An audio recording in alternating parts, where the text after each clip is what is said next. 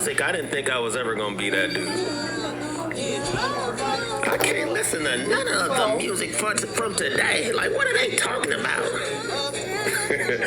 I'm officially old. Alright, we got Palantir.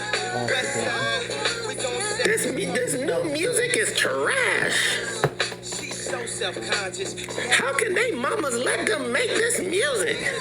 I'm like, did you listen to what we were listening to? Anyway, you're looking at AI data centers and REITs too. Yeah, if you want to put a couple in the comment section so that we can look at them, go ahead and do it. In fact, I'm gonna use that for ChatGPT. So I'm gonna write that down. We're gonna ask Chat what are the best REITs? What are the best REITs out there that's involved with data centers? Oh, I put old realty. I like that. In fact, let me go ahead and pull up that. Hold on. Then I spent $400 on this. Just to be like, nigga, you ain't up on this. Hold on. And I got all these pieces. Well, no. That's not the clean version. On the back of your head. I got noise now. It popped up. We gotta do clean versions. There are a couple of adolescents on here learning. Kanye. All right, let me go to my chat.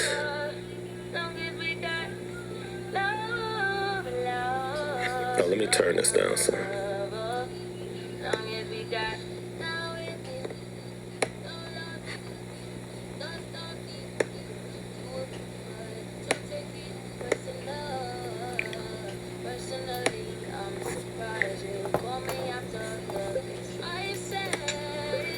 All right, we're good now. All right, you guys are gonna have to bear with me because my wife came in from Chicago, went to Chicago without a coat, came back, got the whole house sick. All right, so let's talk about let's go to chat.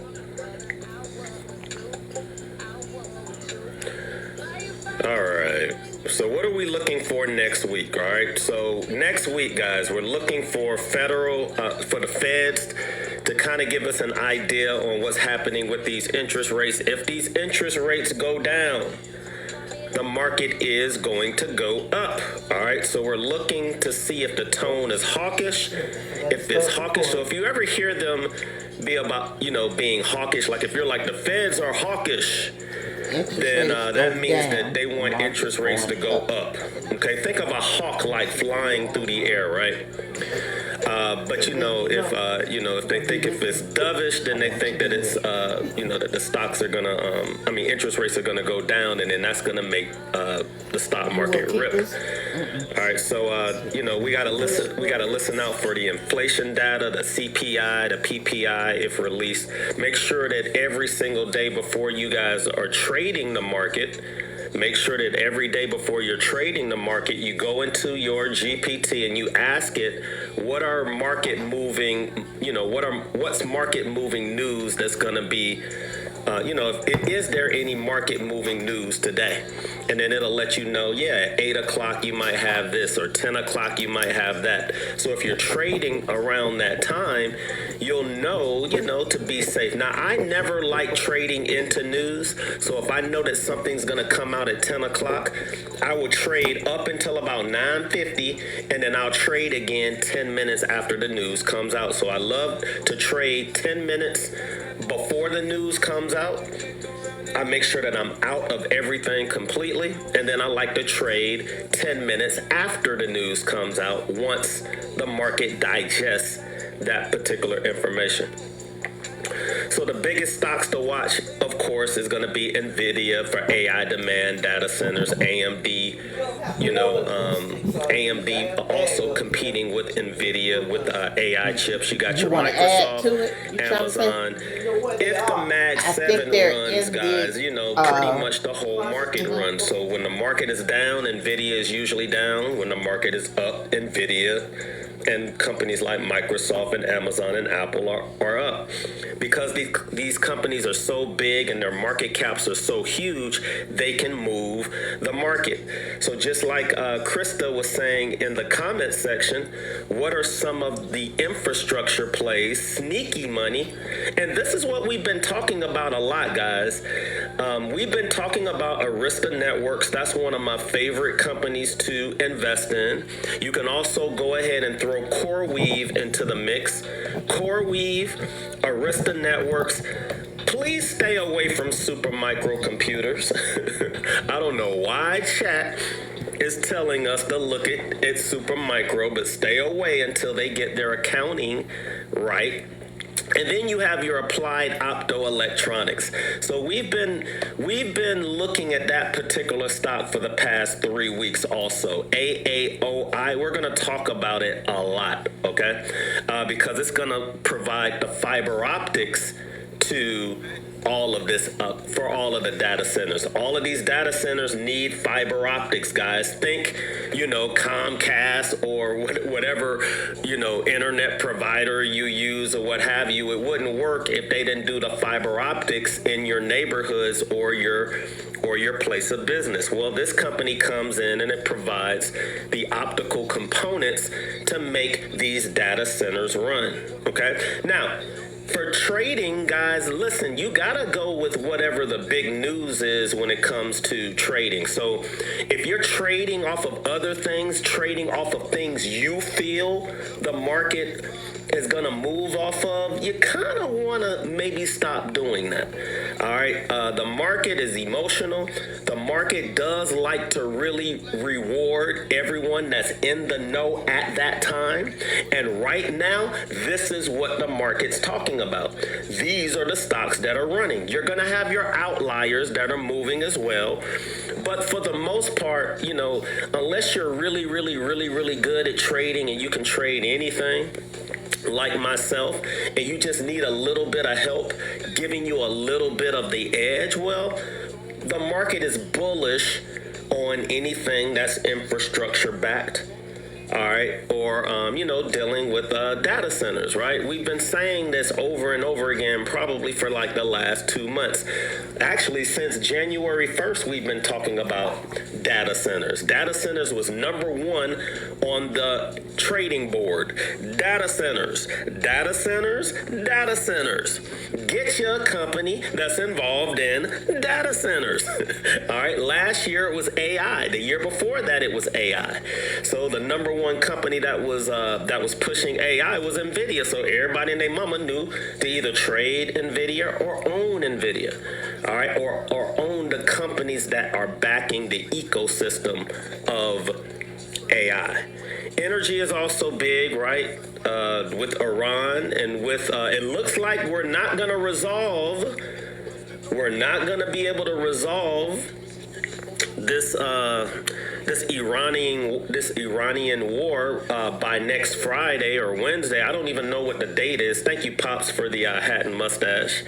But you guys want to watch, you know, Exxon and Chevron. Although Exxon and Chevron really aren't affected as much as other companies that are in that particular region, but you still want to take a look at them, right? The financial markets also signal a move. You know, if the banks are strong, that means that if the banks are strong, that's great for the market. You're going to see the Dow moving more if the banks are up. The Dow consists of 20 of the largest banks and insurance companies in the market. So every index is going to specialize at one thing. You know, the Dow is mostly like your finances. The NASDAQ is going to be your tech stocks.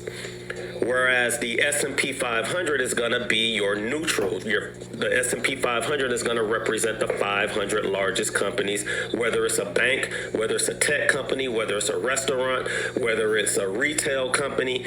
The S&P 500 gives you a better idea of how the business economy is doing. All right. So that's why investors and traders always want to know what the S&P 500 is doing first. newbies and just for news related stuff, we always look at the Dow because the Dow has the biggest number. So it's easy to say, oh, we're up 1,000 or up 2,000 points. That's way better than saying we're up a couple of hundred points on the S&P 500. Because when I first came into the market, the only thing I looked at was the Dow until I realized, oh, investors and traders look at the S&P 500. I got duped too. I was only looking at the Dow because that's what everybody, would talk about because of the big numbers. But the Dow only represents 20 companies, whereas the S&P 500 represents 500. So make that change if you haven't made that change yet, to really look at what's happening in the S&P 500. All right, we are looking for unusual options activity. Don't keep all the secrets to yourself. If you see a company that has unusual options activity, put it in the comment section. Say, Joel, please, baby, please, can you show this particular stock so that we can see if we may want to trade or invest in that particular activity as well, or just to have it, just so that we know, right? So let me ask chat while we're here. Now DLR, guys, I'm going to tell you straight up, if you're looking for data centers, REITs, DLR is going to be your number one. All right, I'm just telling you guys off the rip, DLR is going to be a very, very good company if you're interested in REITs, which stands for Real Estate Investment Trust, that's involved in data centers. But I'm going to ask chat, what are some good stocks? What are some good REITs?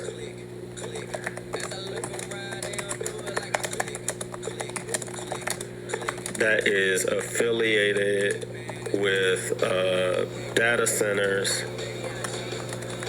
and AI. Now, if it doesn't mention DLR, then we're going to throw chat in the trash. All right, okay. I was about to say, now, chat, if you don't get this right, then we throwing you in the trash. All right, so the core AI data center REITs, the big dogs, is going to be Equinix, which is EQIX, the king of AI infrastructure.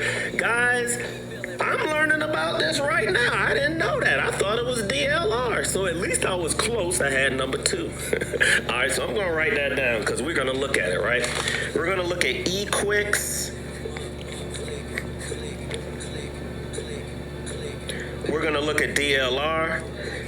Because y'all know what? Ain't nothing better than my click. This click right here. I know that sounds cheesy, but we are the backbone of this TikTok universe, all right? The room is small now only because I only been on this bad boy for 4 months. Imagine where we gonna be in 4 years in this room, guys, because I ain't going nowhere. So you better enjoy the ride before everybody else everybody's like, have you been to that what would Joe do's room? Best educational room on TikTok. He don't try to sell you on nothing. He teaches every day for free. Why are you taking a class? Enjoy your $10,000. Go invest in something. All right, you got Iron Mountain. All right, let's go through one by one, all right? So we got Equinix, which is the king of infrastructure, the largest data center REIT in the world, 200 plus global data centers. Guys, data centers is the number one word since January 1st that we've been talking about. All right, AI workloads are exploding. Demand for connectivity. 60% of recent deals tied to AI workloads. You got DLR. I've been putting y'all on to DLR since last year. All right, massive global footprint. 300 plus data centers. All right, 300 plus. All right, you got Iron Mountain, which is a sneaky AI play. You got, that's IRM. We're going to look at that one. All right, you got IRM. And And then you have, well, I don't like these too much, but if you're into American Towers is a company that I bought a long time ago. Now, I don't own any now, but I used to talk about American Towers back in the day. They also give a decent dividend.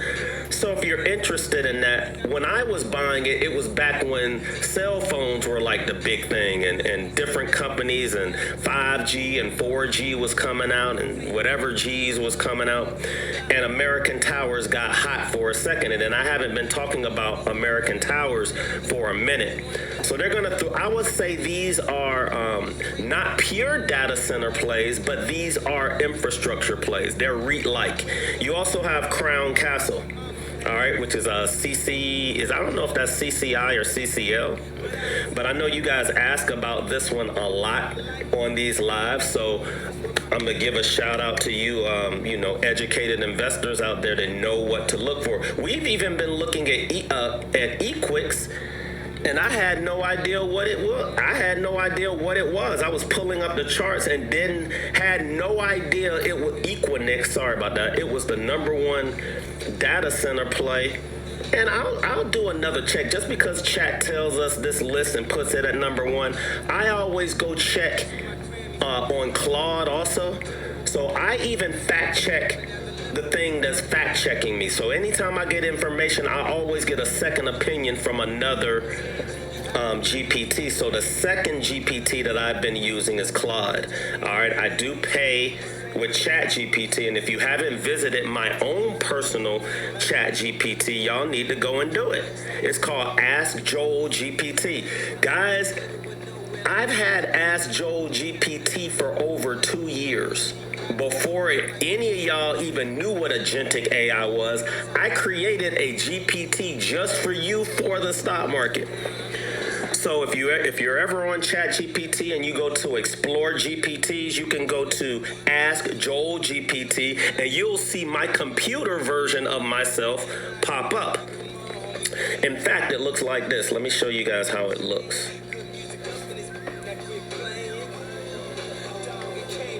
And it's free, so just use it. I created it for you. A lot of people have been using it. I think I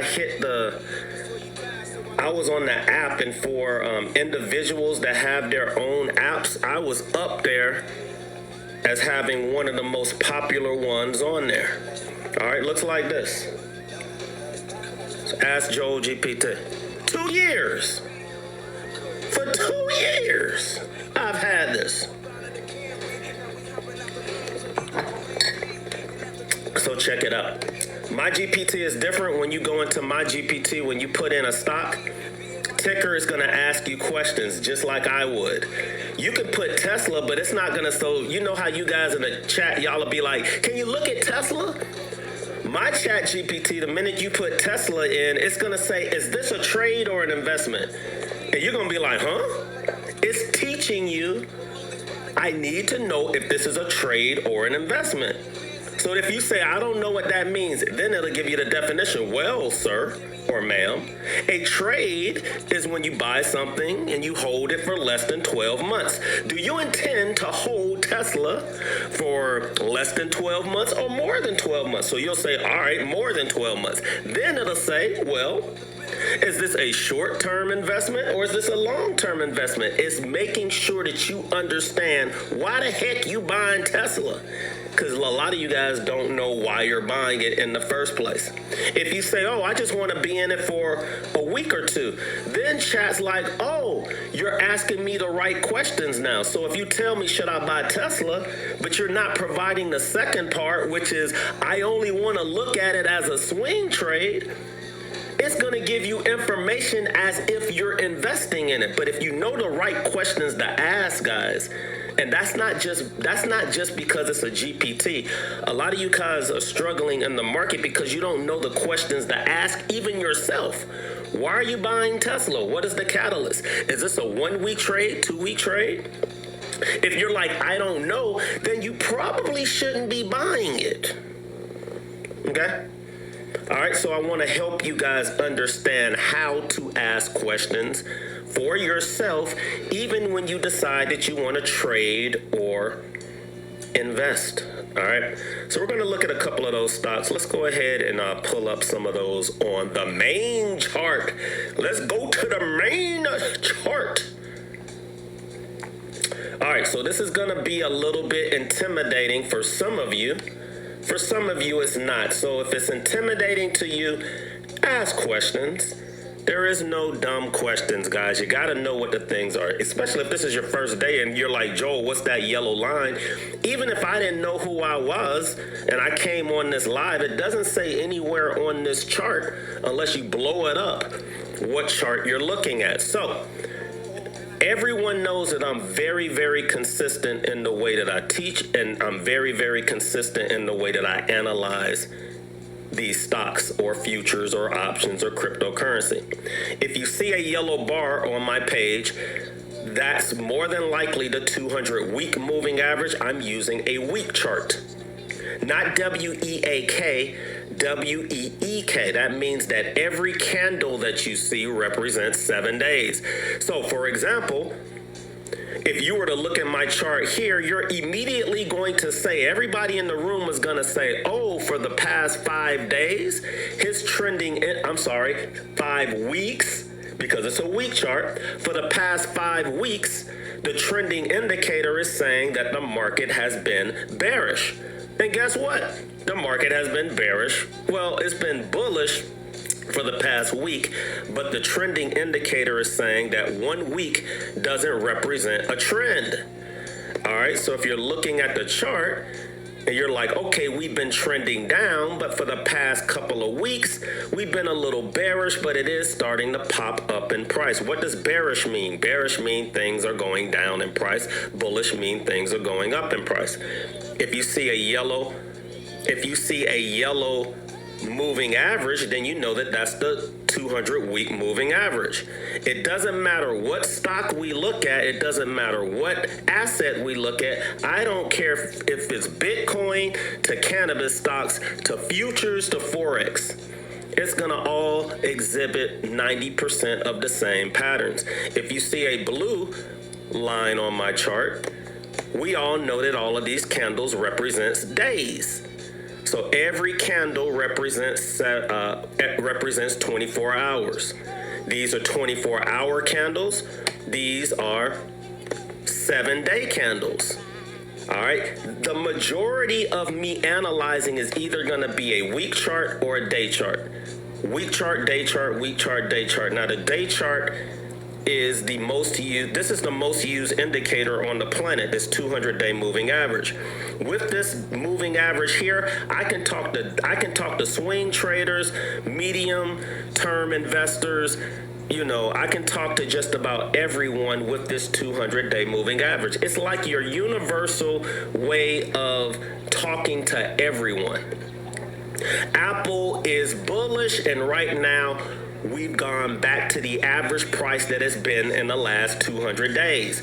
I got that information very, very quickly.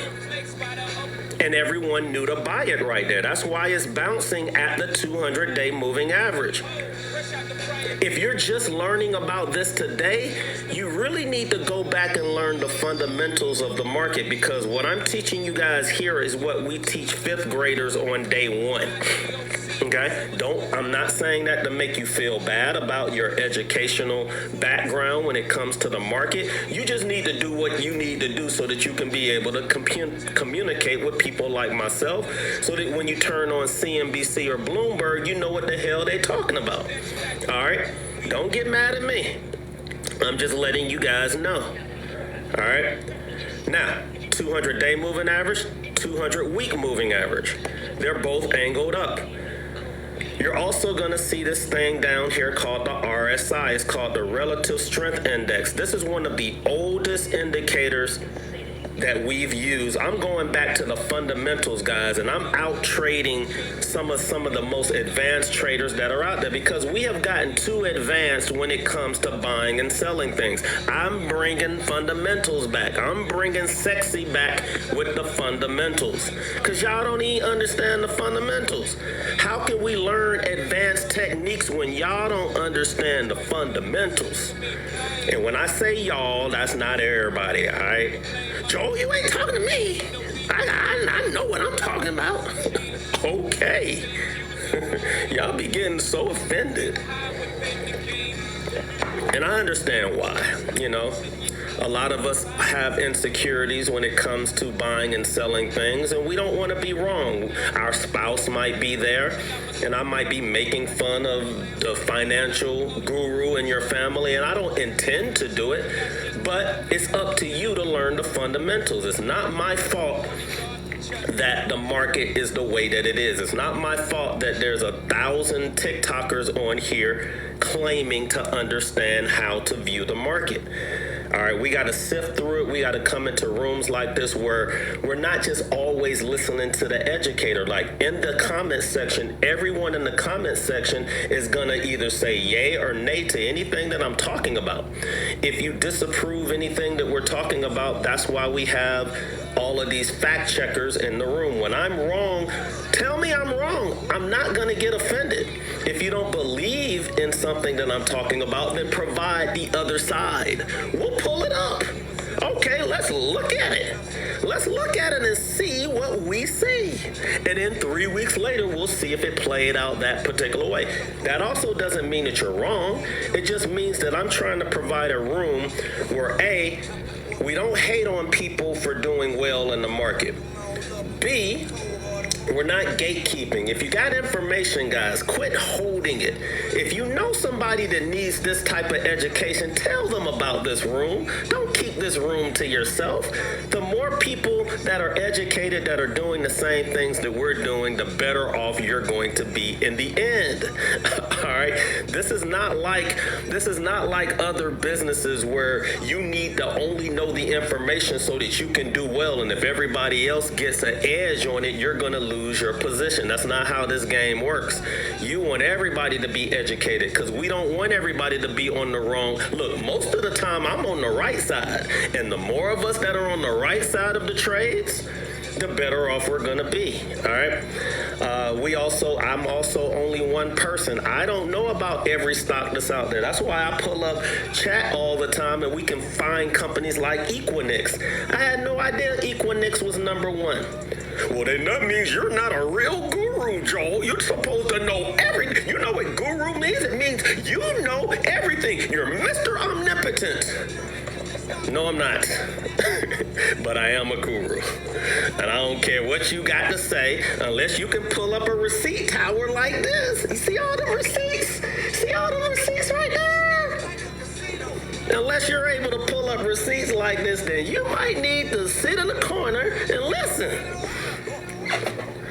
In fact, let's talk about some of my receipts. Now, let's see what's happening in my portfolio right now. This is my real portfolio, guys. Now, this is not everything in my portfolio. This is not everything in my portfolio. I can't fit everything on the screen. I'm going to show you the top, whatever, when I pull it up, I'm going to show you the top performers, and then I'm going to show you the bottom performers. That's it. I ain't got time to show you everything in between. Now, right now, if you don't have a 3,000% return,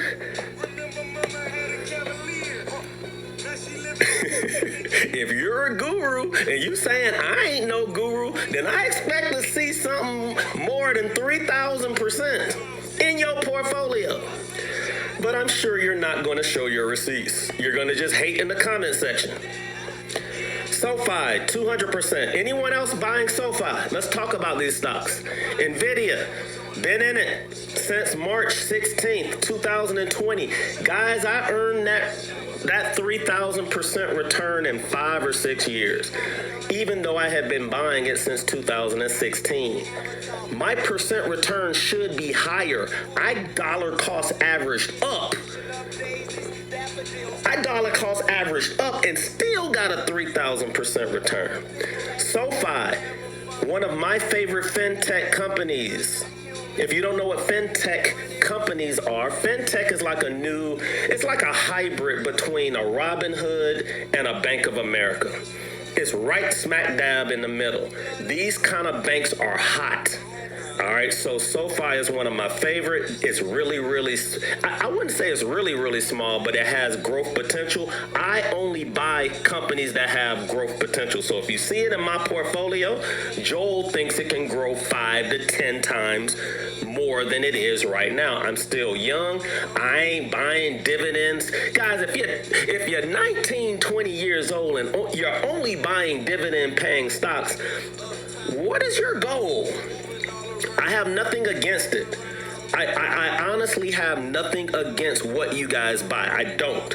But when I hear what your goal is, and then I see what you're buying, then that's when I get angry. Because I'm like, you want to make 10 times your money, but you buying a company that only grows 5% a year. The math ain't mathing. Then you get mad at me. Joe, you're just hating on my investments. No. It's very simple. You want to make a 10x, you need to find companies that can grow 10x. I don't understand why that isn't simple to you guys to understand.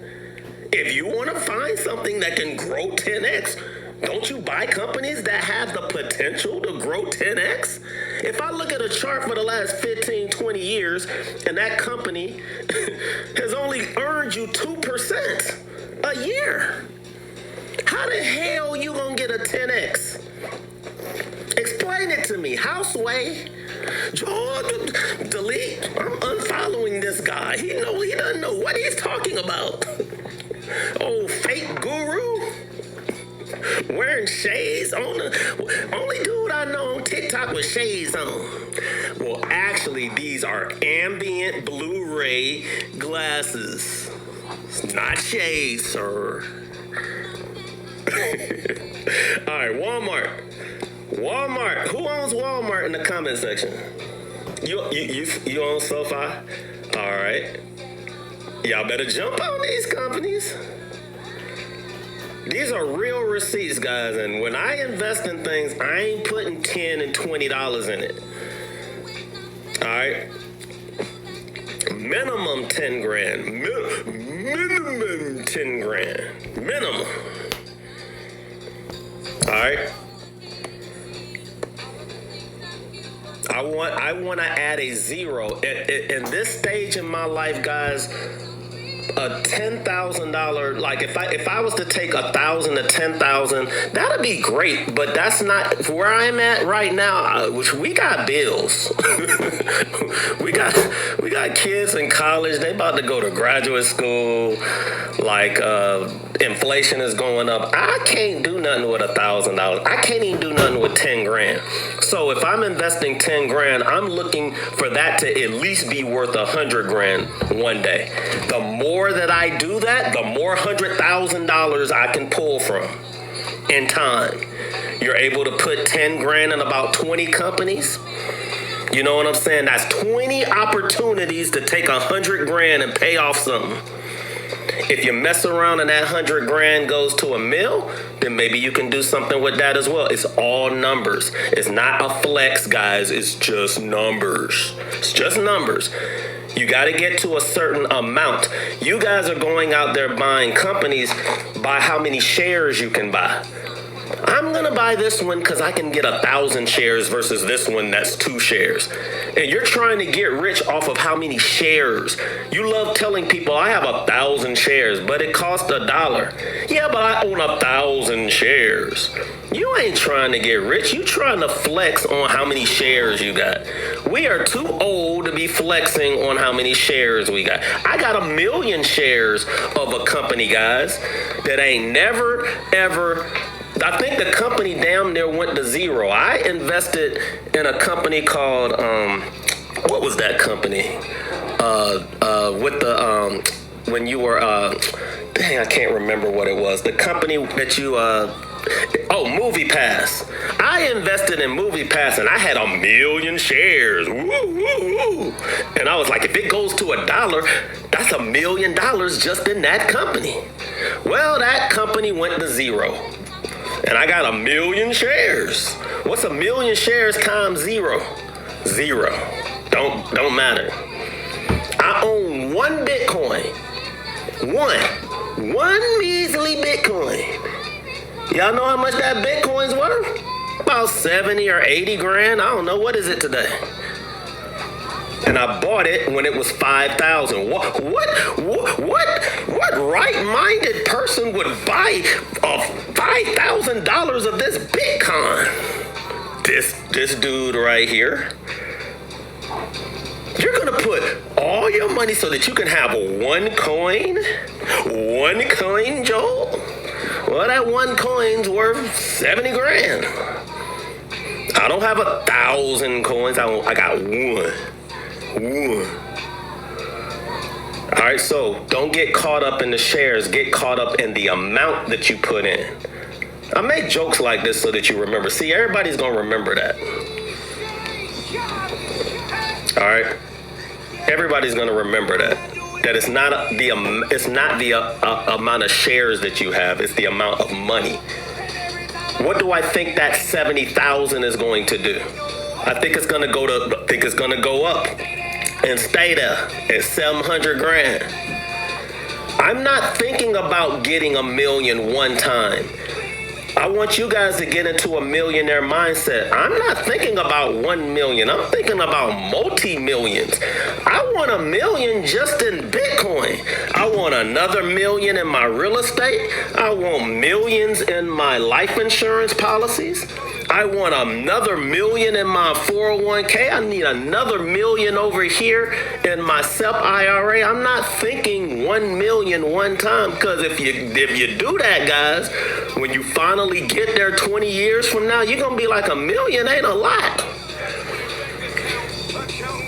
A lot of people come to me now as retirees because they're like, dang, back in the day, 25, 30 years ago, if somebody told me that I was going to have 100 grand that I had access to, and that was back when houses were 50 or 60,000, you thought it was a lot of money. And then when they retired, they was dang near making 100 grand a year, but they only got $200,000 in their portfolio. If you had told them about that 200,000 years ago, they would have been like, oh my God, I'm going to be rich. And now they're like, well, dang, that's not going to even get me through 2 years if I'm trying to live the same way that I've been living. We got to understand that the cost of what you see today is not going to be the cost of what it's going to be tomorrow. I keep telling y'all over and over again, you're going to look up one day and a Honda Accord brand new is going to be $99,900. I keep saying it over and over again because when it happens fairly quickly, I'm going to be like, I told you. I'll never buy a car for 100 grand. Well, you're going to see a Honda Accord go for $99,900 and somebody's going to pay for it. And the minute one person pays for it, that's going to be the support area for a Honda Accord until somebody pay 105 and then somebody pay 110 and 115 and then the floor will be 99.9. Watch. It's going to happen. All right. Curaleaf, anybody owns cannabis stocks? Walmart, anybody owns cannabis stocks? Oh, yeah, we didn't think Denali. Guys, I went and saw a Denali, and that bad boy was going for $172,000. For a brand new Denali fully loaded was $172,000. The Lucid that nobody, if you own a Lucid, actually, I don't want to talk about nobody that owns a Lucid that bought it brand new. Who out here paying $250,000 for an electric vehicle? $250,000 for a Lucid? Do y'all know that every Lucid that's sold, they actually lose 30 or 40 grand? How you charge somebody $250,000 for a car and you still lose 30 grand? And the Saudis are still putting money into it. Hopefully none of y'all own Lucid stock. They lose $30,000 every time they sell a car. It makes no sense because money makes no sense these days, guys. That's what I'm trying to tell you guys. The numbers that you've been stuck with in your head, Those numbers are going to change. They're going to be 10 times more than what you think it is in the next 10 or 15 years. And if you're not invested in the stock market, if you're not invested in real estate, if you don't have your life insurance policies in place now, so that so 10 years from now, when you try to get them, they're going to add another zero to your monthly bill, you're going to get left behind. The rich guys are getting richer by the second, and the poor are getting poorer by the second. I don't know if you ever heard of the K-shaped economy. You're going to start hearing about that a lot. K-shaped economy is real. The rich are getting richer, and the poor are getting poorer. I'm going to pull it up on chat so that you guys understand what that means. All right, Palantir. Palantir's been getting smoked. Palantir's been getting smoked because it uses a lot of software to do what it does for the government. But I try to stick with it, guys. I try to stick with it because it's got a government contract. So if we can get through this Iranian war, we should be okay. On is one of the reasons why Nike is going down. Companies like companies like Deckers Outdoors, those Hoka shoes that y'all see people wearing at the airports, the Hokas and the Ons, they came out of nowhere, right? You blink twice and everybody had a pair of Ons on. Now, when I was wearing Ons 6 years ago, y'all was making fun of me. And then I started buying the stock. Y'all was making fun of me. What are those therapeutic shoes you got on, Joel? I'm like, man, these the most comfortable shoes I've ever worn in my life. And they was making fun of me, laughing. Well, laugh at me now. Who's laughing now? Who's laughing now? Everybody and their mama got a pair of On or Hokas. Remember how I told you guys? I told you when to get into Arista Networks. Y'all need to send Arista Networks, Arm Holdings, and Shake Shack. Y'all need to send me my checks in the mail.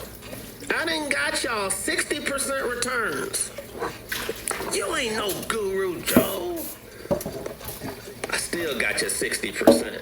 Ain't nobody else on TikTok talking about Arista Networks and data centers.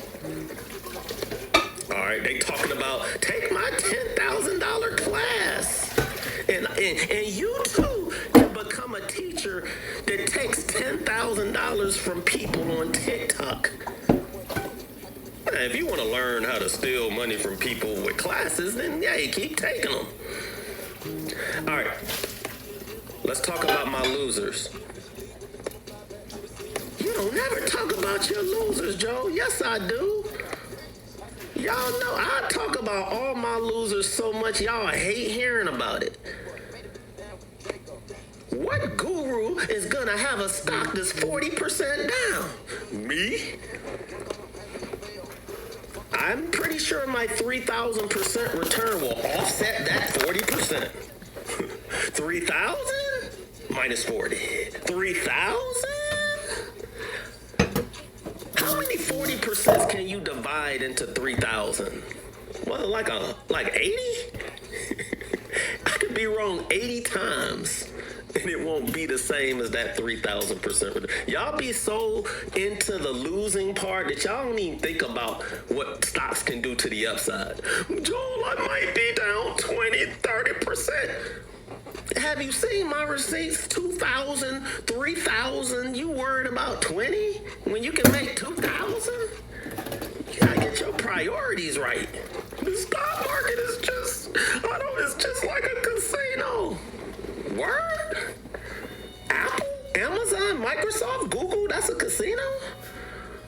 Who you talking to? I got a cousin Al. He tells me all the time, the stock market is just, you should invest in his business. He'll manage the money for you. How much he charging? $50,000. Cousin Al ripping you off. Wingstop down 40%. Why am I still in it? Because I love lemon pepper wings. Ooh, I love lemon pepper wings. And French fries. And if you haven't eaten their rolls, good. Hey, it's Master Sunday. I'm about to order wings.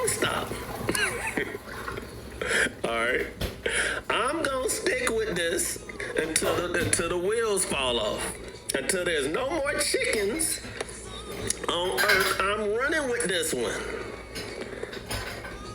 All right, so everybody's got that one stock that they're like, that one employee that can just do all the wrong, and you're like, they'll be okay, you know. They didn't grow up the same way that we grew up. You got to give them a little bit of time to acclimate to this business environment. Everybody got that one employee. Well, that one employee is Wingstop for me. It ain't getting sold. Microsoft down 18%. Guys, I'm down 18%, man, and I bought it 30%. I think I bought it 20% off. Microsoft also got hit with that data center stuff, that data center garbage. Not data center, I'm wrong. It got hit with the software garbage. If you had software in your name, your stock got pummeled. But Microsoft is the best company out there when it comes to software. I think it bounced back. I think you guys are getting it at a good price. Once we realize that software companies and AI companies can coexist, guys, they're gonna be able to coexist. Microsoft ain't going nowhere because it's invested in all the AI companies y'all keep saying is gonna destroy the company. How the company gonna get destroyed when it built and invested in all the AI? But that's how Wall Street work. They don't think like that. They sell first, ask questions later. Then they say, You all right? hold up, that was a dumb move. Let me go power back into it. Then you get FOMO. It'll happen. Microsoft will bounce back like it's always has. And it has to bounce back because it's invested in all the AI that's out there. It's going to win no matter what. Spotify, down 14%. Now, I have been pushing Spotify and Netflix. If you've been riding it up with me, congratulations, because a lot of you guys didn't have the strength to hold on like I did. I kept dollar cost averaging Netflix. I kept dollar cost averaging Spotify. In the comment section, has anyone decided to cancel their Spotify subscription? If you are deciding to cancel your Spotify subscription or your Netflix subscription in the next year or two, let me know. Maybe I'm off base.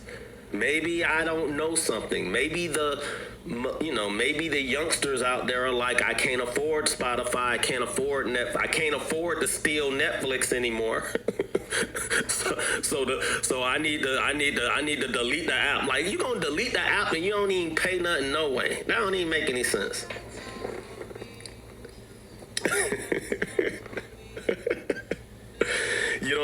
You say you don't have Spotify, but you do have Netflix. Everybody got Netflix because everybody either has Netflix or they stealing it from somebody. And now Netflix is about to raise prices. I like that. I'm like, y'all ain't giving up your Netflix subscription. Netflix can charge $30 a month and y'all ain't giving it up. And they only going for, I think it might be 19 now. I think it's going up to 25. They can charge $35 a month. Y'all ain't giving up your Netflix. I don't care what country you're in. Guys, the true story. Have y'all ever been in a country, I don't care what country you're in, you always can pull up Netflix. I can be in the middle of the Mojave Desert and Netflix is gonna work. I'm gonna be like, man, I ain't got no water, but I sure do have Netflix. Netflix works on any device in any country at any time. I don't know what the satellite is connected to, but that bad boy always works. I never have had an issue with Netflix no matter where I am.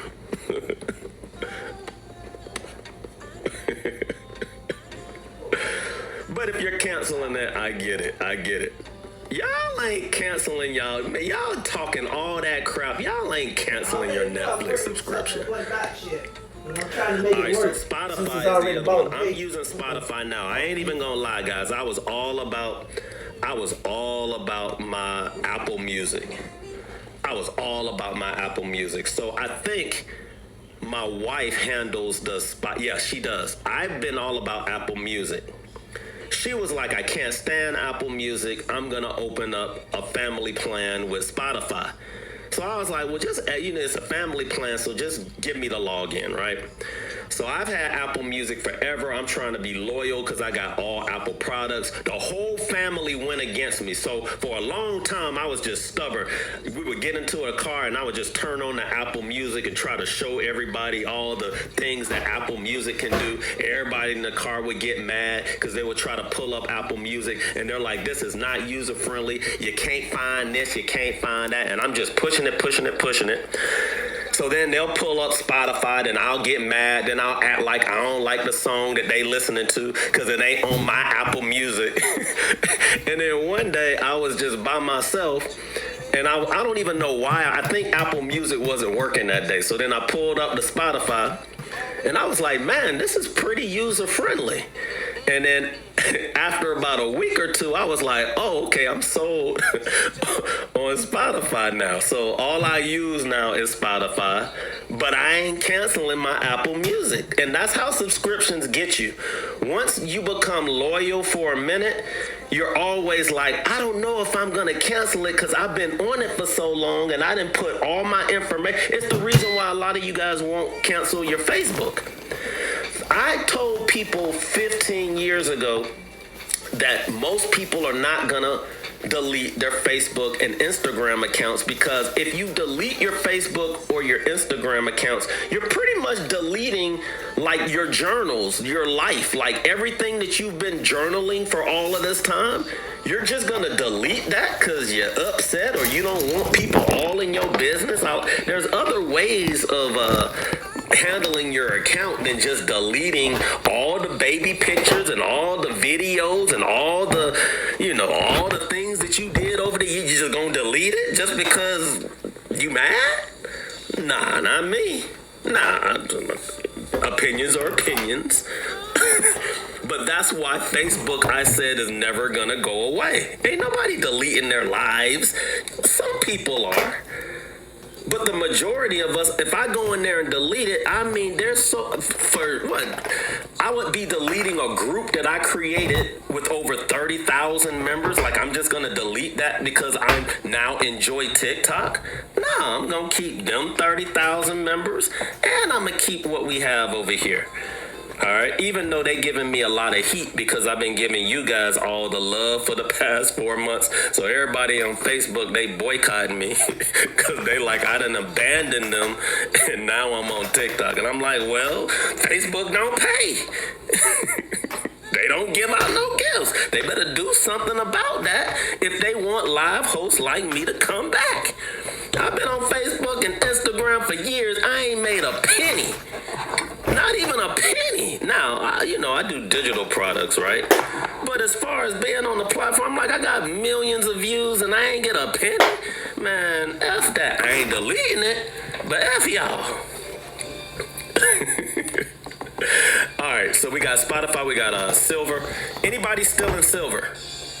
Anybody still in Silver? That's a loser in my portfolio. So I only, guys, this is real talk.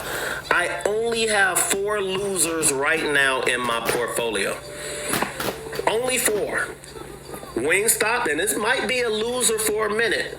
I think we look up one day and you're going to be like, dang, I remember when Wingstop was down 40%. It's up 300% in his portfolio. Like, that dude really is the one. Change his name to Neo. All right, I've seen it happen. I've seen companies at the bottom of my portfolio and then 3-4 months later, they at the top. Like, what the heck happened? When did this happen?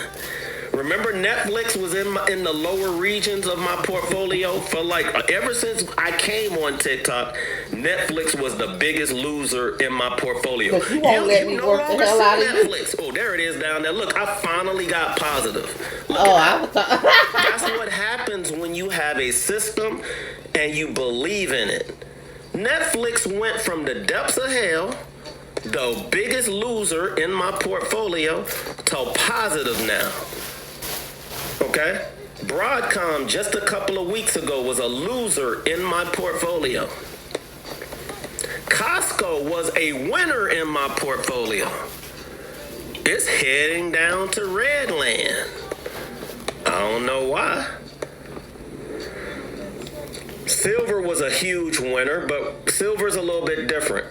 We rode silver from $34 all the way to $109. Sold it, re-entered it, but the account doesn't remember the 200% return I had. So silver is really not it really doesn't show our investments in silver. Silver, we're up over 200%.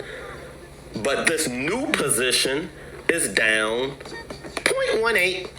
0.18. Y'all gonna give me grief over 0.18? All right, so we're gonna stick with it. All right. So let's get to some other stocks. What time is it? One. He is not selling California, so that I can watch Rory McIlroy try to get his second green jacket. The government backs it, and he's not going back. For those that watch golf, do you know of any golf companies that you can invest in? I don't know if he answered that or not because I've been busy. Golf companies that you can invest in. Let's go ask ChatGPT. What are some golf stocks I can invest in?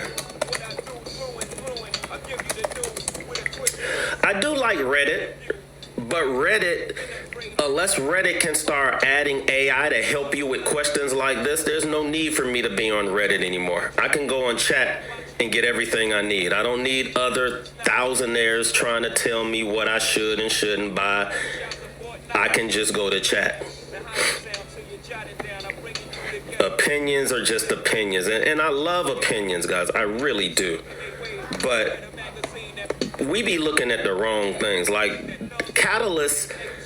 And the reason why a stock should go up is not a reason for me to buy right now. And I keep trying to tell you guys that over and over again. Information is great to have. Wait until you see the billionaires buying it, not the thousandaires. Just because the thousandaires are buying it does not mean it's going up. More than likely it's not. I look for the whales, the billionaires. They're going to push the market up, not the thousandaires. I don't care how big of a megaphone they have. I don't care how big of a following they have. Watch the money. When I'm watching these TikTok lives and people are talking about different stocks, I take those stocks, I pull them up with you guys, and we look to see if there's unusual options activity and if the whales are buying. If the whales aren't buying, we ain't buying. Now, we still write that information over here. We all know that they're going to change the scheduling for marijuana one day so that cannabis stocks can start going up. Okay, that's great news to have. Should I be loading the boat on cannabis stocks right now? No. Load it, Joel, because you're going to miss it. You're not going to miss it. You're not going to look up one day and stocks are going to go from $1 billion to $100 billion in market cap overnight. We have that news when we see the cannabis community start to ramp up and money flow into it, then we'll start buying it again. But not until then. And I want you guys to understand that you're not going to miss out. Why? Because this room alone, we are all up on game. We're up on what the hottest topics are, the hottest news, what's coming out. So we're going to see it happening here. One of you intelligent investor or traders are going to give us a stock. We're going to pull it up. Well, Joel, you ain't pulled up no chart yet. You keep talking about your receipts. I'm going to pull up the charts, all right? We going to get there. All right, but we got to understand the macro and the micro view of the market, where you guys are going wrong. All right? But I'm trying to teach you guys how to go through, well, at least the way that I do it. How do I go about information, right? Golf is happening right now. So a lot of people are like, oh, I wonder if there's companies that I can buy, right? So what I would do is I would go into my GPT just like this, and I would ask it the same exact questions that you guys are asking me. One of the companies out there is Acushnet. The ticker is actually Golf, GOLF, right? We can pull that up. When you pull up Golf, you can decide if you want to buy it or if you don't want to buy it. I would say this, when golf tournaments are up, it's great to trade them maybe that week. And then, if you're making some decent money, you can hold it, but for the most part, the catalyst is the tournaments, right? You have MODG, which is actually new to me because Topgolf used to be owned by Callaway. So you used to be able to pull up Callaway and you had access to Topgolf. So Topgolf, guys, if you've never been to a Topgolf, it's one of the fastest entertainment venues in the world, not just America, guys, in the world, right? So you can take advantage of that industry or that entertainment venue growing. All right, but that's MODG, right? You got Dick's Sporting Goods. Under the radar is American Sports, never heard of them. And then you got some sneaky plays like, Nike, Lululemon. All right, but for the most part, I'm surprised it didn't talk about Callaway, which is CLW, I believe. But you got a Cushnet with golf, right? So what I would do is I would pull up a stock chart, and if I was looking up something like a Cushnet, let's say we were looking at it 7 days before the tournament started, and you just wanted to day trade it, or you wanted to just see what it's doing. You might see it in Reddit, you might see a lot of people talking about it, but talking about it and seeing how it's moving versus price action is two different things. So I would pull it up on a chart like this one. If I'm trading it, there's no need for me to look at it. Like if I want to know how investors feel about it, they love it because you see the yellow brick road angled up. If I looked at the 200-day, they love it because you see the 200-day moving average angled up. But if I wanted to trade it, look at that. That was a easy 7-day move. You knew the Masters tournament was going to happen 7 days ago. Once you started seeing money flow into it and you were using the what would Joe do method, you could have said, hey, I want to trade like the best that's out there. Well, this is how we do it. We take the news. We know that the event is Sunday, so you don't want to get to see what's going to happen is everybody's going to come in on Monday and try to buy this particular stock. And I'm going to tell you what's going to happen on Monday is probably going to sell off because the Masters is going to be over with in about 6 or 7 hours. What you should have done was come in like a professional. I'm looking at my trending indicators. If you were using the what would Joe do method, everybody knows the what would Joe do method requires a trending indicator. I use the TTM trend or I use the Heiken Nishi candles. You need a trend line. Your trend line is this right here. And all you're looking for is price action. You have the catalyst, which is the Masters. The Masters is occurring right now. You know that people are going to start. Guys, I went to the golf. Like, I already knew that money was flowing into golf this week because if you tried to book last week on Monday, if you tried to book an outing to play golf with your buddies in Georgia, I didn't care what the course was. It cost you $100 to play the worst courses that were out here. That lets you know that every time the Masters comes out, everybody think they a master. Oh, I'm about to shoot my lowest round this week because the Masters is this weekend. I played every day this week because I'm like, I'm a master. I'm a master golfer. I'm going to play I want to feel what they're feeling. I want to play when they're playing. I want to shoot my greatest rounds when they're good. Because we golfers all dream about playing in the Masters. So all the golf courses across the nation understands this. I don't know what's wrong with us golfers, but that's just how we are. If you didn't play golf this week and you're a golfer, I don't know what to say. You might not truly love golf the way you think you love golf. Because every golfer I know played golf this week. You might not have played NAN this year. You played this week. I went to the PGA store twice. It's like 35 miles from my house. What? Why am I driving 35 miles to the PGA store? Because the golf community understands how we think. Masters, we go crazy. All right. If you've seen people wearing green all week and their hat, they're wearing Masters green because they want to feel that Masters feel. All right, it's just like when the Super Bowl comes around or the World Series, same thing, right? Except it unifies all golfers. It's not just an individual city. So if you want to play off of that, you could have looked up the number one golf stock and you could have said, you know what, I just want to make money this week, maybe to pay off all this golf stuff that I'm about to spend my money on. So we go into the options market like 8-9 days ago. Maybe you go into the options market if they offer options, which I don't see. They do, but I don't really see any volume or anything of that sort. But when the market is open, you can see that volume, but you kind of want to see if people are making big bets.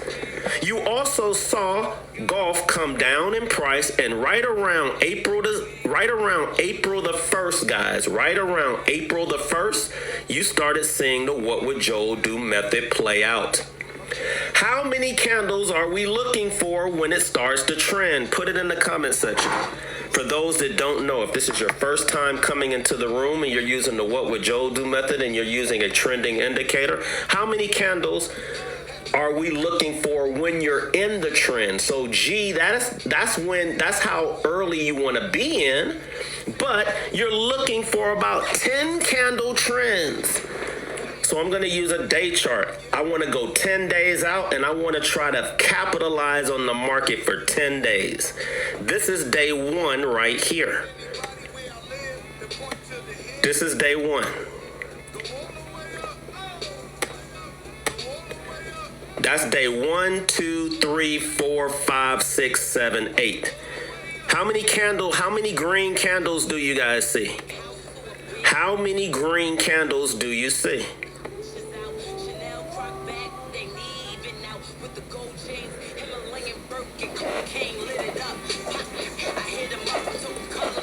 How many green candles do you guys see? It's 8 candles. So this trend is probably almost over. It even went parabolic on the 8th. Do y'all know what day the 8th was? The 8th was a Wednesday, because yesterday was the 11th. All right, so if yesterday, Saturday, was the 11th, today is the 12th. That was 4 days ago when the Masters started. You could have made you a decent, guys, this stock went from $92 to $100. That's a pretty decent move in the options market. Shoot, that's a pretty decent move in the stock market. That bad boy went from 92 to 99. So, yeah, 8 candles. It's all the way up. It only makes sense. Short sellers, and I want you guys to go through this mindset. I want you guys to think of it this way. If I was a short seller and I wanted to short the golf stocks, I would be a very, very dumb short seller to short golf stocks during Masters Week. So because you're an intelligent short seller, you're going to look for areas like a resistance area to maybe start shorting. I'm not saying that you shouldn't short. It's just you got to think how the other side thinks. Why would a short seller short when the Masters start? So what ends up happening is the people that are betting on this stock going down, because look, this stock went down all the way up until before the Masters started. It was going down. It was going down for 3, 4, 5, 6, 7, 8, 9. It was going down all through the Iranian war. But then there was like, man, bump the war. The Masters is about to start. If I was a short seller, I'm taking my money because the Masters is about to start. And I'm going to put that short back on maybe after the Masters ends. So when short sellers relieve the pressure of that stock going down, the stock floats up on its own. Because the short sellers are covering their shorts at the bottom. I want you guys to understand how the other side thinks. Who is going to put a short on at the bottom of the market? It's already been 20 candles. Why would I put a short on before the masters start? If you did that, you can never, ever trade with me, ever.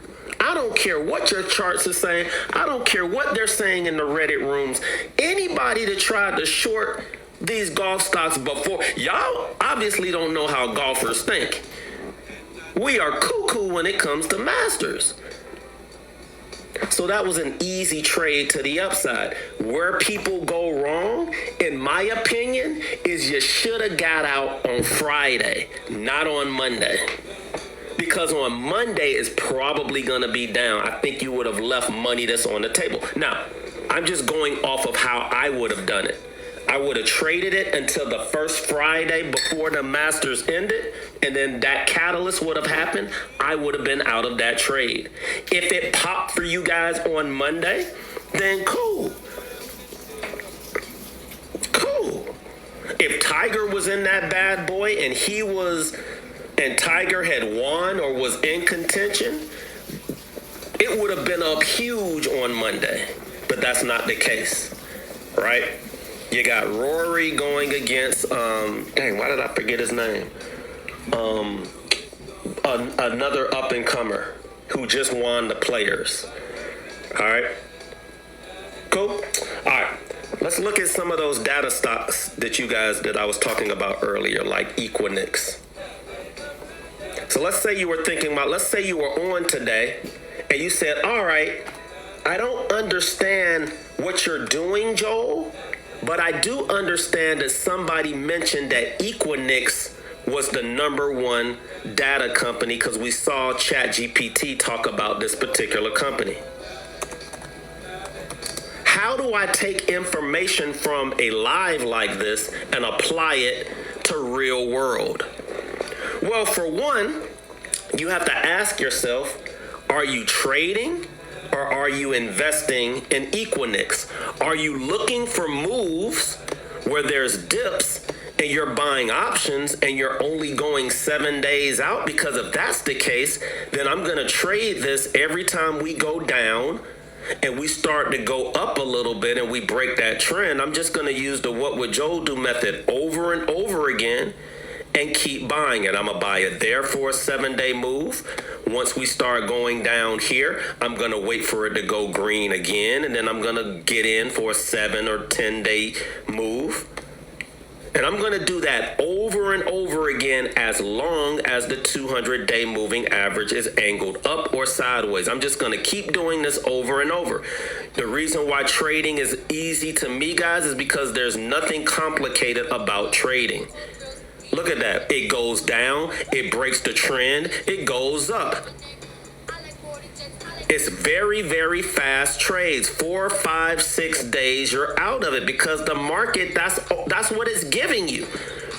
I can't come into this game and say, Joel, market, I want to take trades that are 21 days long, and that's what I want. And I want to make this much. So I'm going to buy this because I see it at a support area and this is what's going to happen. No. You got to play what the market gives you. So do a little bit of back testing. If you're trading something like Equinix, it's showing you that when it does go down and it starts to pop up in price, it's not giving you 14 days. Now, this is a big move. Don't get me wrong. This is a great 14-day move altogether. But you are leaving a lot on the table when it drops those 3 or 4 days. So I'm trying to take a rip. You know, when I look at this chart, I'm immediately saying to myself, oh, I'm not staying in this no more than 5 days. I got that information that fast. I'm like, oh, okay, this is 7-day move. This was a 5-day move. This was a pretty big move.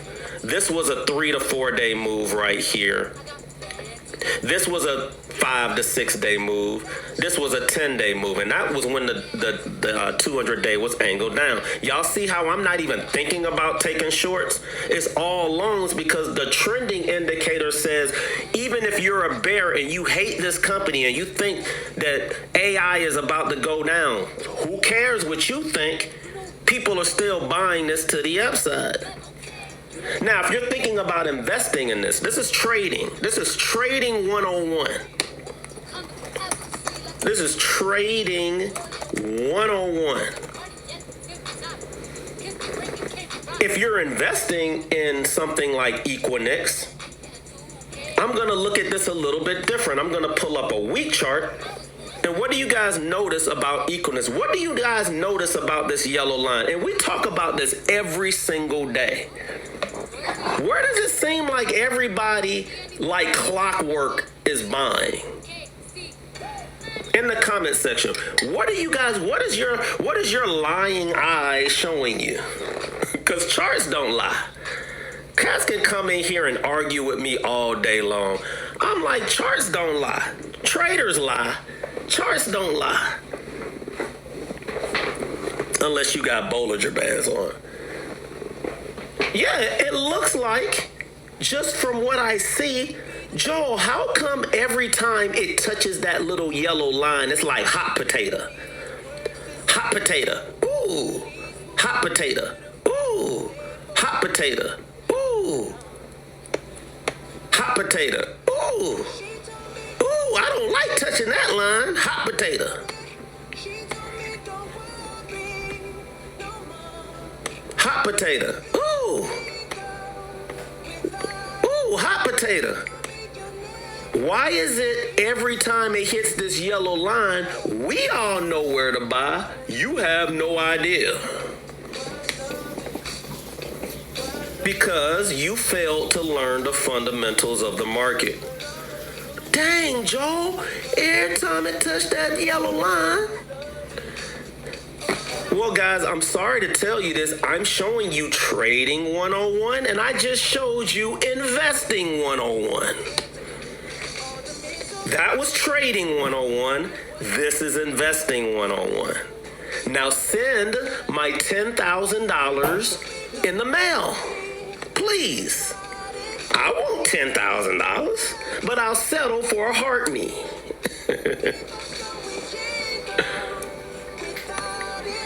This is Investing 101.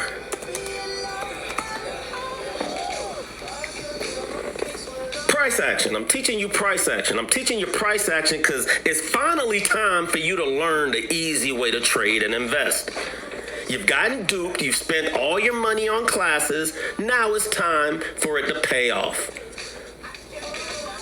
Fortunately, energy brought you to this room because of all the great energy I'm putting out. Now you're here. You're like, man, I'm finally here where I need to be. I don't care what stock we look at, guys. You're going to see the same patterns. But Joel, I'm an intraday trader. Okay. I get in and out the same day. Okay. We're going to go into our 5-minute chart. We're going to get a moving average, which I'm going to call the VWAP. Joel, I bet you it's not going to work. Oh, it's not? Oh, it's not going to work? How did I know it was going to work before I even pulled it up? Because I keep telling y'all this stuff is easy. Y'all be making it hard because y'all be doing, when you're messing with complicated people, you get complicated strategies. When you mess with complicated people, you get complicated strategies. What's complicated about that? What's complicated about this going to the moving average and reversing and we see it going down so you know the short for the day? I get angry and mad because of how complicated y'all be making this. I'm calling out stuff before we even see it because this is the patterns of the market. But you finally were able to find a room because there's some people that come like anybody else, and then they leave. And I just be thinking to myself, man, they have no idea what they just missed out on. Oh well, good luck to them in the future. Joe, you ain't Mr. Omnipotent. It's not about me. It's about the people that come into this room. It's about the people in the comment section. Those are quality traders and investors that's been following me for 15 years. That's got proven systems, proven receipts, and proven knowledge of the market. If you come in here and you try to judge me, your energy off. It's you, it ain't us. It's you.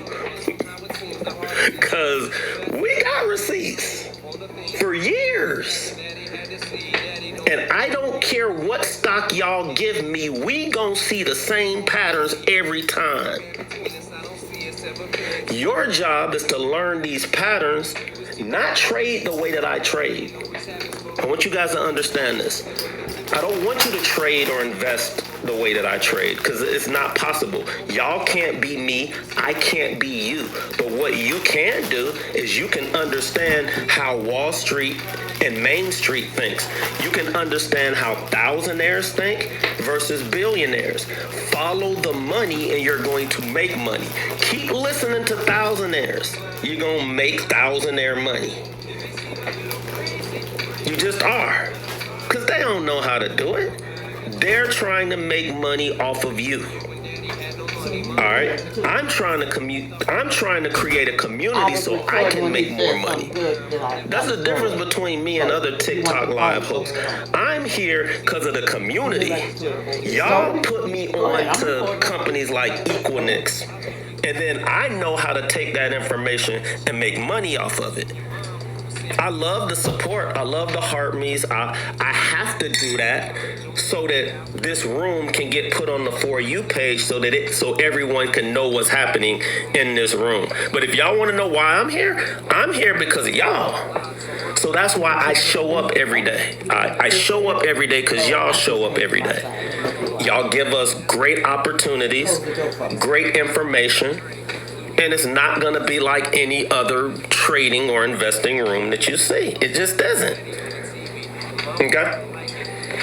So we got to follow the institutional money. But the problem is, if you want to be on the same page as everyone that's in here, you got to understand the lingo. You got to understand what we're looking at. You got to understand moving averages. You got to understand the fundamentals, unfortunately. And that does take time to learn. You got to learn moving averages. But what I want you guys to do is take the key words that we're doing, because I'm also teaching you how to back test and how to find that information.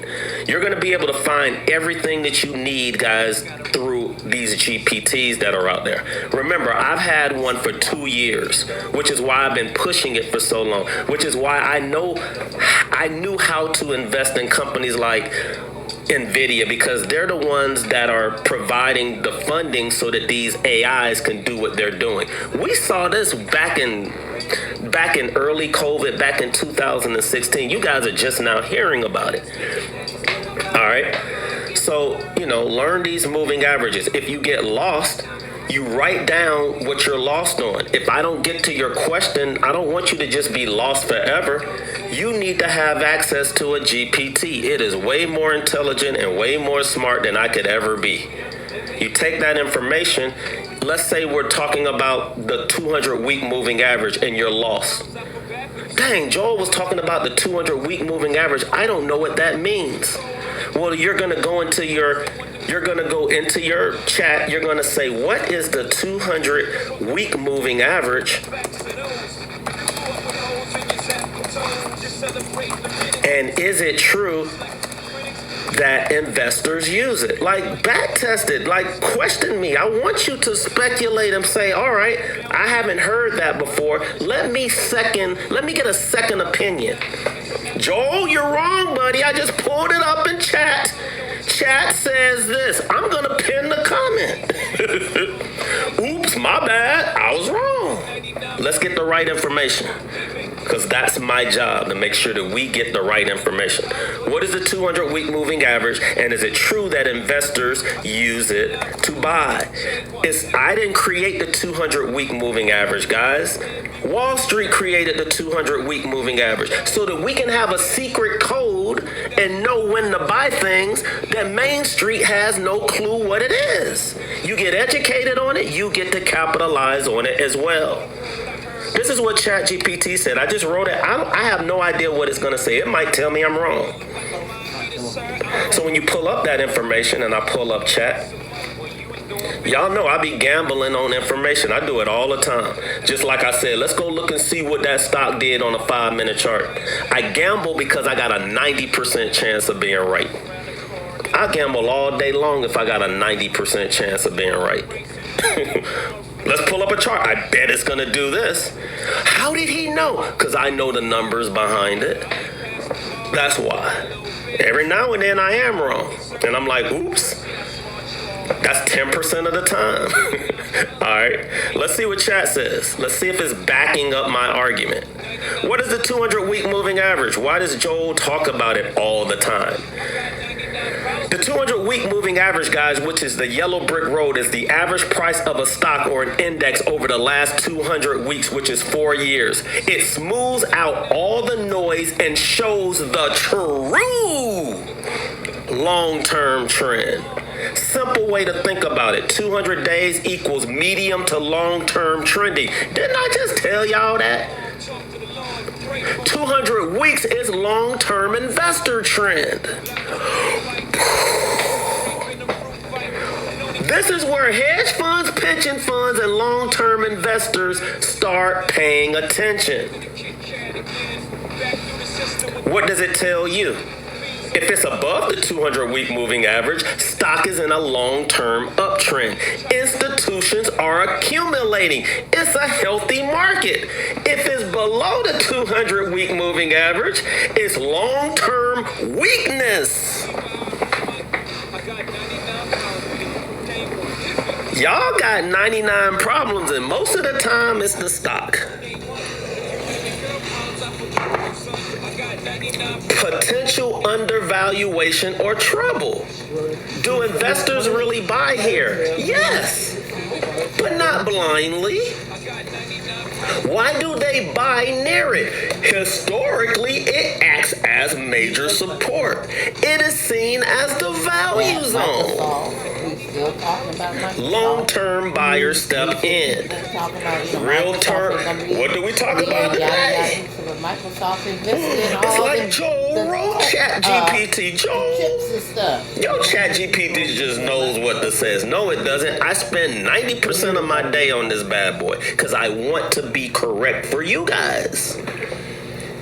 The 200-week moving average has been a major bounce level in the 2008 crisis, the 2020 COVID crash, where I bought NVIDIA and got a 3,000% return, and the 2022 bear market. Big money, Big Joel stepped in around that level. And I tried to get y'all in. I was like, please. I was like Tom Cruise. Is anyone else coming with me? Is anyone else buying? Nope. All right, I'll make money by myself. Cool. I'm good. Trying to make y'all some money. Wait, it mentioned Bitcoin? The 200-week moving average is legendary. Word? How come I never heard about it? Because you've never been part of a room that makes money. It has acted as a cycle bottom zone multiple times. Your cryptocurrency, diamond hands, hodlers. But here's the truth. It is not a guaranteed buy signal. Price sometimes will fall below and keep falling, and it might take weeks to months to recover. I have told you guys this. Just because it hits the yellow brick road doesn't mean it's going to bounce like a spring. Now, the 200-day moving average, sometimes it will bounce like a spring. The VWAP, it will definitely bounce like a spring, but you're intraday trading, so it's different. How does smart money use the 200-week moving average? We already talked about that, all right? Don't want to spend too much time on this. But guys, I don't be talking about this stuff and speaking in absolutes just to be running my mouth. I'm doing it because I'm so angry that you guys don't use the easiest ways to buy this market because you refuse to learn charts. All right, I'm just going to go and finally pay $27,000 to this TikToker so I can learn what a candlestick is. You realize you can just go into ChatGPT and say, what is a candlestick? Can you please teach me candlestick chart reading? Hold up, Joe, that's all I have to do? Yeah, for $20. For $20, you can learn what I just showed you. For those that are like, well, how do you do it, Joe? Ask the GPT. Say, GPT, I am not that smart. I have issues with looking at charts. Charts scare me. It's confusing to me. I don't understand anything that these guys are talking about. Can you please explain how to read a candlestick chart as if I was in the second grade? And can you make a class version for it? Actually, can you create a list? Because I only have 5 minutes a day.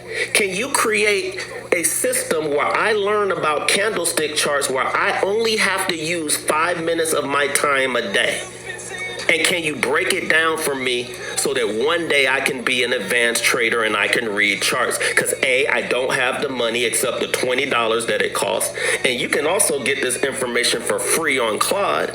You guys just don't know the questions to ask. I'm telling y'all to use it. It's gonna help you. I don't want your money. I really don't. I want your education. I want that brain of yours. That's what I want. I want that brain.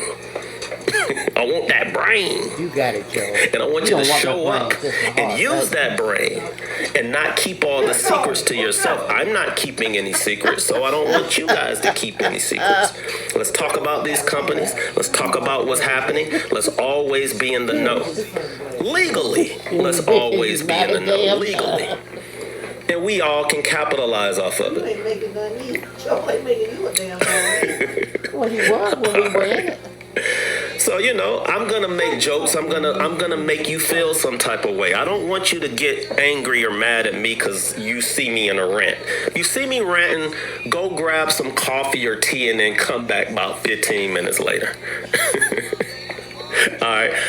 All right, but that's not for you. Remember, 2,000 people come into this room every day. There's a lot of new faces. I know there's 40 people that come in every day. Them 40 people is like, oh my God, I got to hear this 1,000th time. Yeah, sorry. You know what to do. Go away. Go to another live room real quick. Come back 15 minutes later. All right.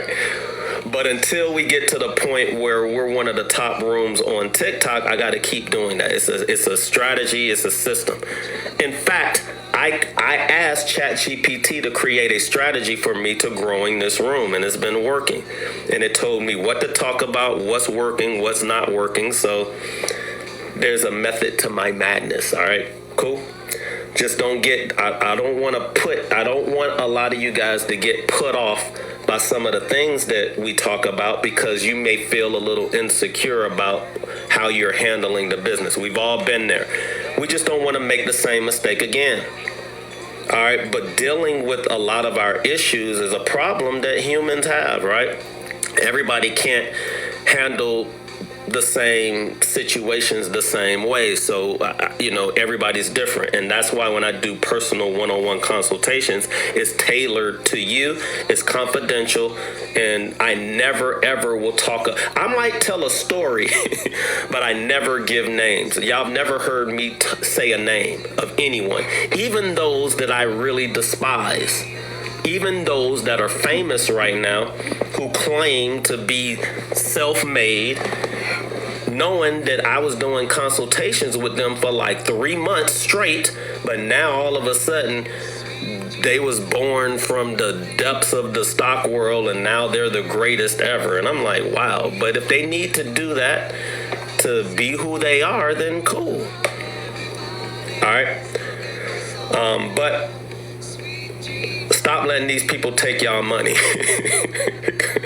And it's kind of like how Elon felt. Elon helped build ChatGPT.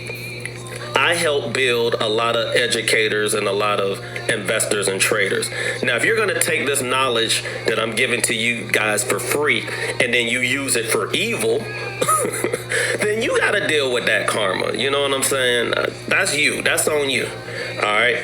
But that's how Elon felt about OpenAI. So then he created Grok. Mind you, he being evil already. Like, how you gonna be evil and then have something to say about why they being evil or why this platform? But he got his own demons he got to deal with, right?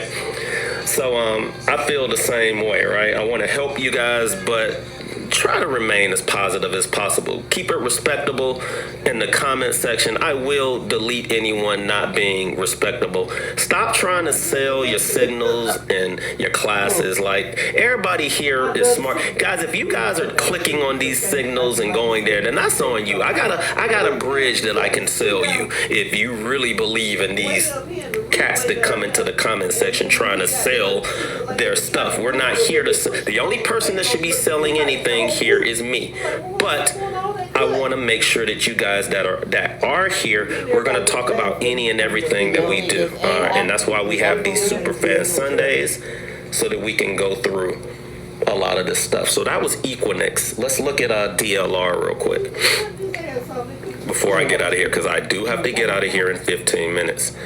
So let's look at DLR. Now, I'm going to be honest with you guys. I was in DLR and then I sold it. All right, I'm no longer in DLR, which is Digital Realty Group. Digital Realty Group is a stock. It was number 2 from what chat was saying. But as you can see, because it's been one of the number 1 companies that we talked about. Now, here's what's crazy. We've been talking about this company since January the 1st. Let's look and see where this stock was. Hold on. Oh, it was real high January 1st. And then it dropped down to the 200-week moving average. And this is what I'm talking about. January the 1st, we started talking about this company right here. We started talking about Digital Realty right here. A lot of people made a mistake, and y'all do it all the time. We give you a good company. This is the prime example of you being lazy when it comes to buying. And yes, I'm talking about you. We talk about a stock like Equinix today. What do you guys do? You go on Monday, not even on Monday. While we're talking, y'all are going into your brokerage right now and you're placing buy orders. So somebody was probably listening to us talk about Digital Realty as an investment or as a trade when it was $185 a share. Okay? And this is what you guys do. Now, instead of pulling up a chart and saying, I'm going to buy this stock on sale, because Joel has taught us that stocks that move like this are going to give you a chance to buy it at a lower price. It's going to give you a chance. $13 off is not enough for it to be on sale for me to buy. So you know what I'm going to do, Joel?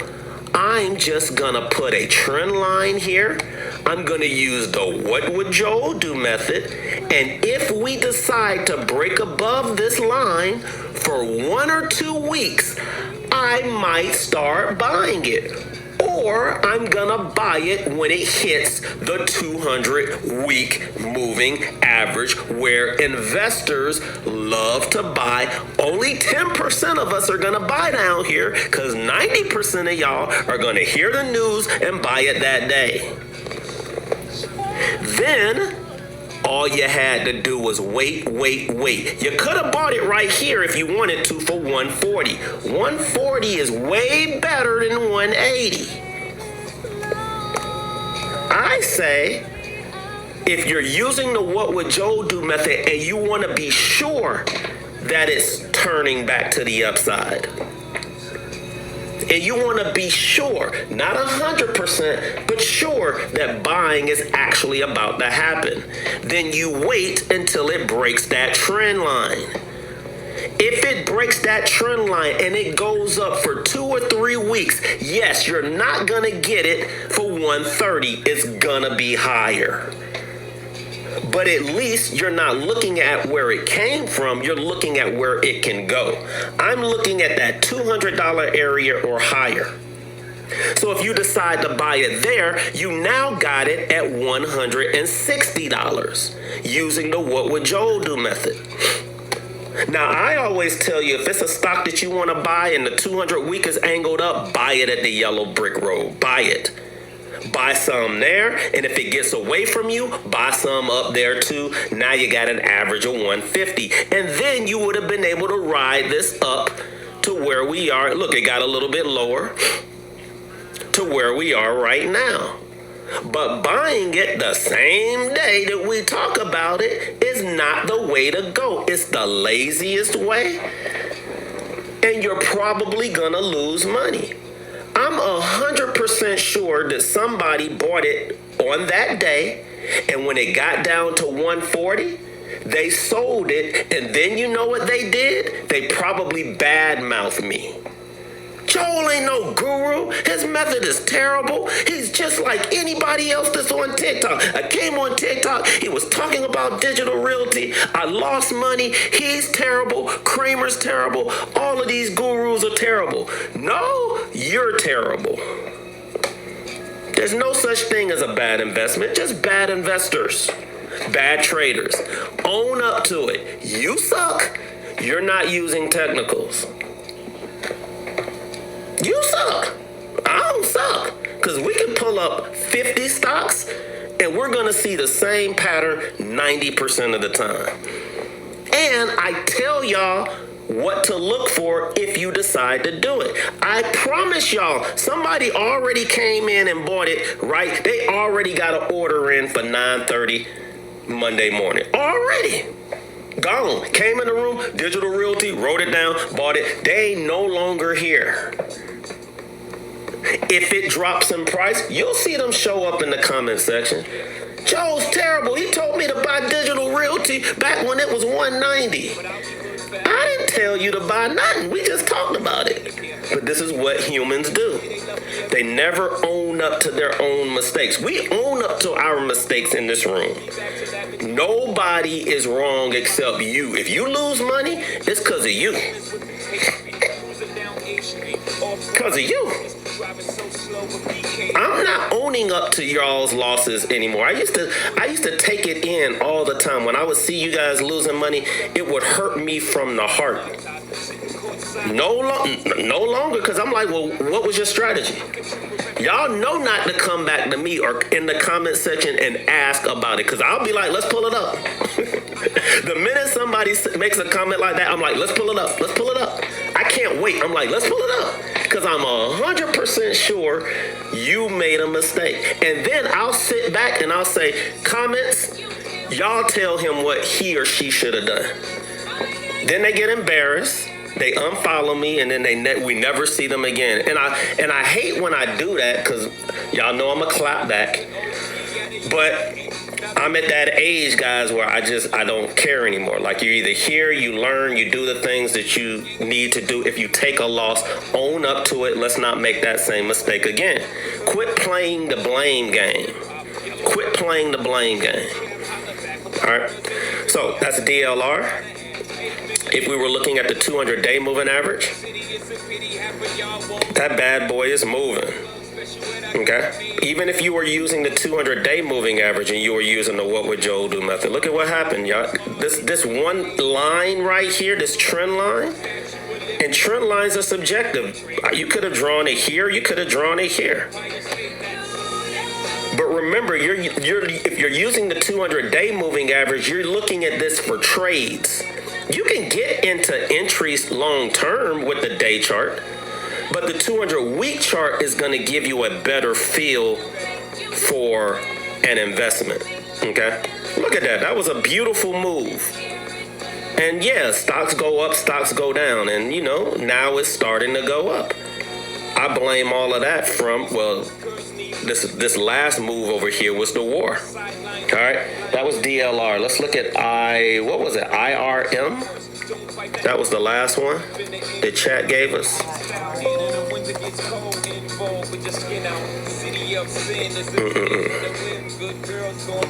Y'all know I got clapback game. Don't be coming in the comment section if you ain't. You think I'm just gonna sit here and let you bad talk me?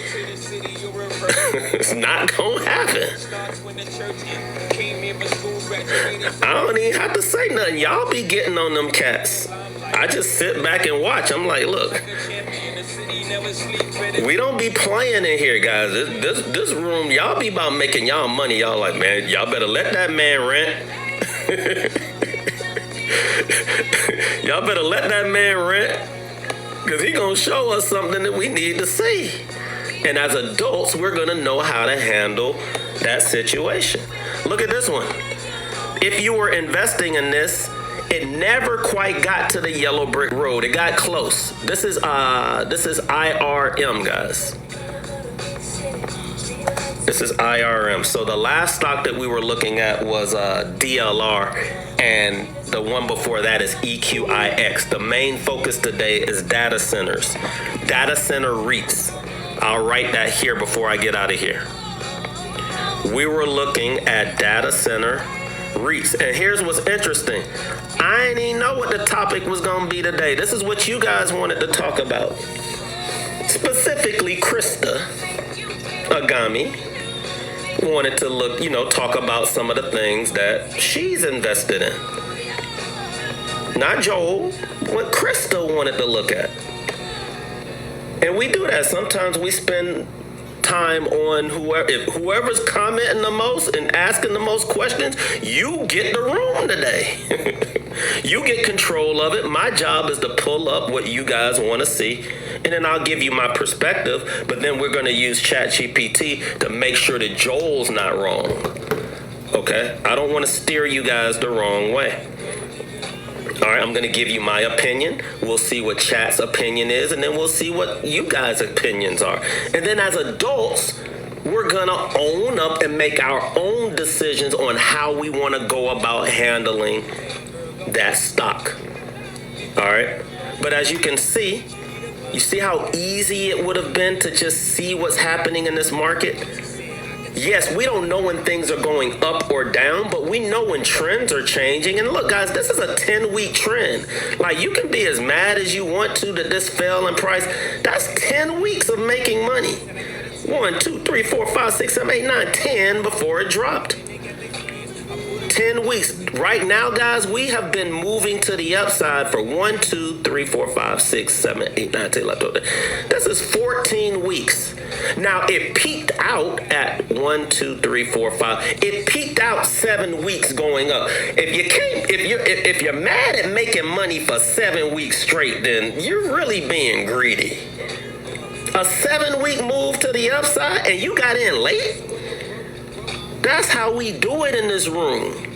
If you're watching this stock, you had 3 weeks, you had 5 weeks to watch this thing go through this trend, come back down and explode in price to the upside. When it broke this trend, it didn't mean that you're immediately going to get money. The market does that. It's gonna always make you second guess yourself. It broke through, then it came down. Oh my God, this is when it's going to zero, and then it rewarded you. And then if you got in on FOMO, what happens? It went down. I'm always the one that buys it at the top of that big candle. We'll stop buying it at the top of that big candle. What do we say, guys, when things go parabolic? It's going to come back to the 45-degree line. Look, here's the 45-degree line.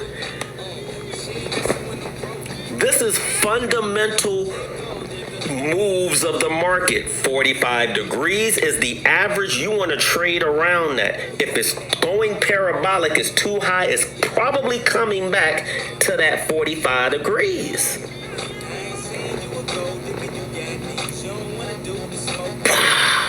Right? I'm here to make this stuff look easy. you guys' jobs are to support and let us know what you're talking. Let us know about your indicators. Let's know about what's going on with your companies. But I got to get out of here. I got to go get ready to watch this Masters. I do see a question. Just asked, do you also track volume? I don't. Well, I'll say this. I'll look at the volume, but when you're looking at a week chart, the volume is usually there. Thank you for the hat. When I'm day trading, Jess, I most definitely look at the volumes. For example, if I was day trading IRM that day, I'm going to look at the volume all day long. So if you notice, dang, the volume didn't pop up. Hold on, I'm looking at the wrong chart. Well, let me look at... Well, I'll just pull up the volume here. And I don't know why it's not there. Oh, because I don't trade on this computer. I trade on a different computer. So if I'm looking at the volume, I can just go in here and open up the equities and show the volume. Oh, and I've been trading futures. That's why.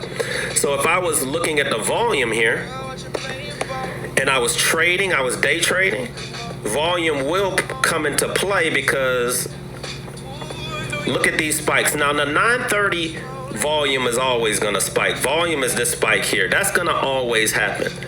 So, yes, I would be looking at these volume spikes, and these volume spikes are going to tell me something. So this volume they hit here and this volume they hit here, where a lot of you guys go wrong is that volume, just because it's red, does not mean it's going down. More than likely, if you get two candles going in the same direction of that volume, the market is gonna go in that direction. So when Iron Mountain at 10 o'clock got a volume spike right here, you should have been like, oh shoot, let me watch this until the next volume spike hit. And the next volume spike was the real move. You always look for two volume spikes. One is initially, but you don't know if that's selling or buying. And then the second volume spike is the real move. So then you would have been like, ooh, let me catch this to the upside. You can use that when you're swing trading and investing also. All right, good question. All right, I got to get out of here, guys.